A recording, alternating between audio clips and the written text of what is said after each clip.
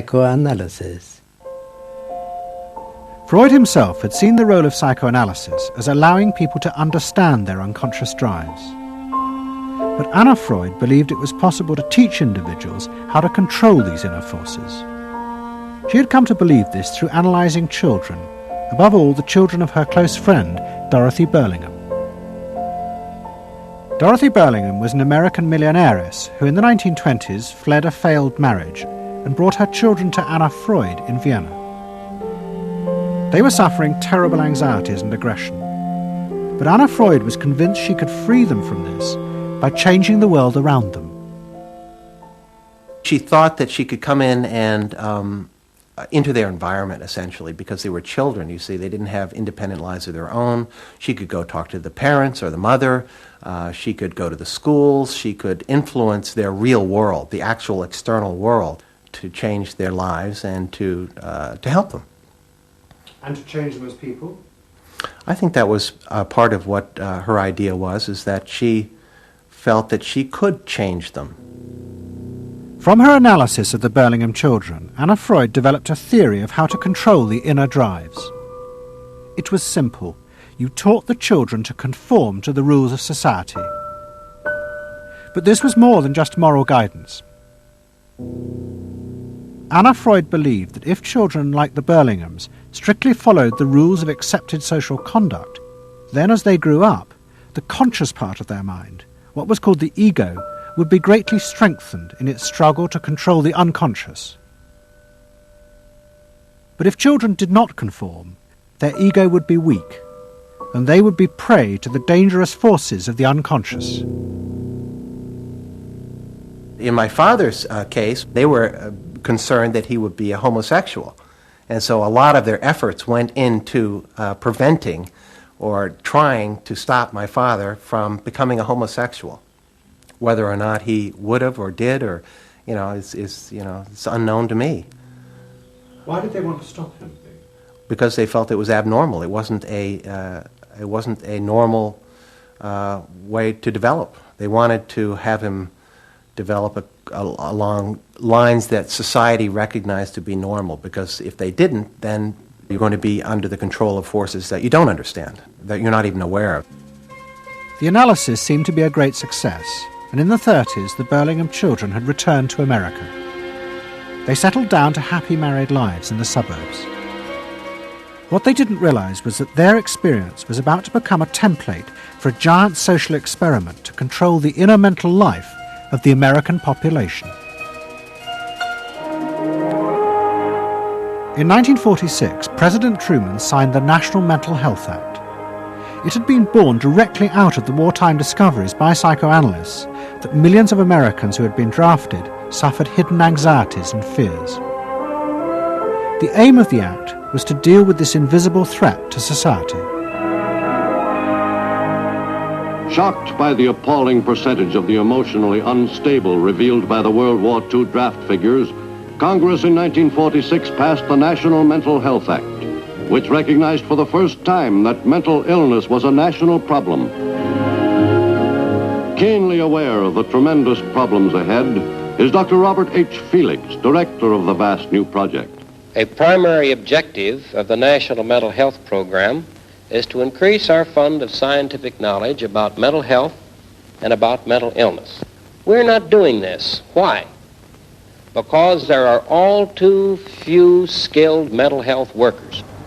Two of the principal architects of the Act were the Menninger brothers, Carl and Will. Will had run the wartime psychotherapy experiments, and now he and his brother began to train hundreds of new psychiatrists.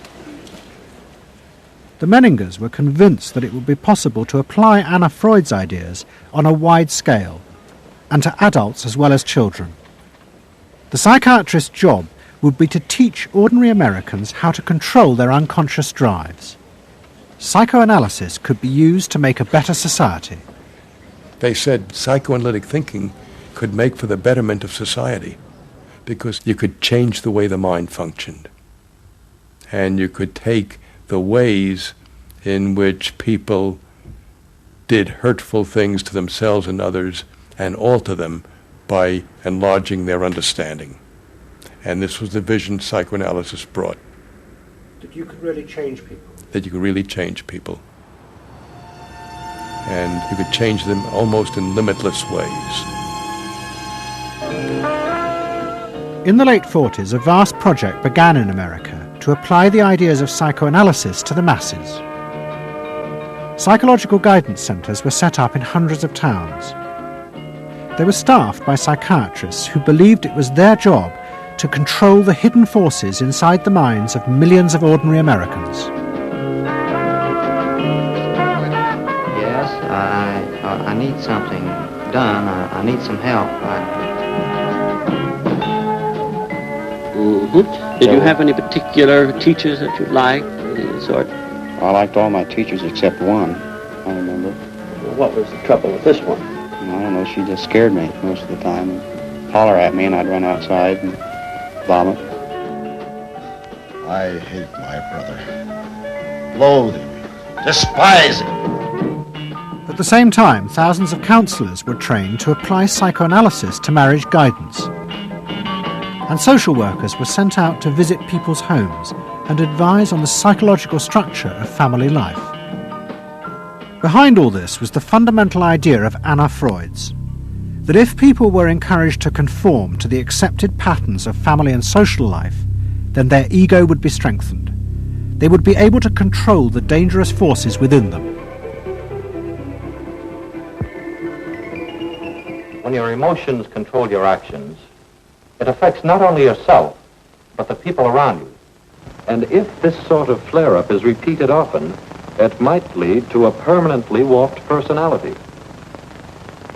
You can control the fire of your emotions so that your personality becomes more pleasant.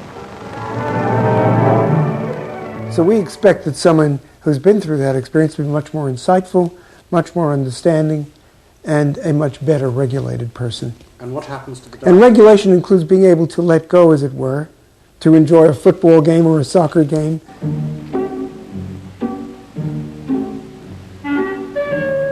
A more understanding, yes, rational, but also appropriately emotional person. The regulatory aspects of the human mind would really be in charge. Instead of being overwhelmed by our passions and by our darker impulses. That one would be master or mistress of one's own passions. They just felt that the road to happiness was in adapting to the external world in which they lived.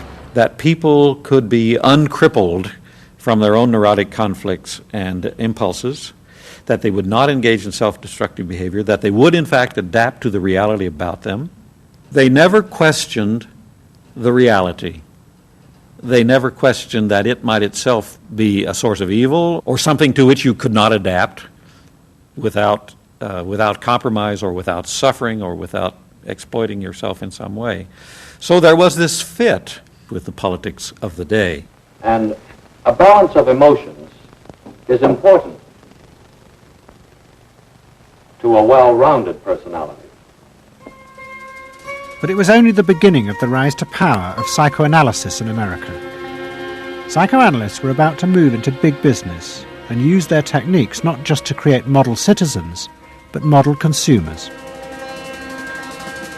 Last week's episode showed how Freud's American nephew, Edward Bernays, had been the first to convince American corporations that they could sell products by connecting them with people's unconscious feelings.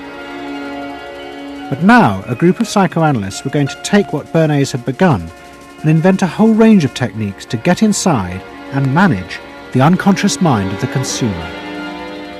They were led by Ernest Dichter. Dichter had practiced next door to Freud in Vienna, but he had come to America and set up the Institute for Motivational Research in an old mansion north of New York.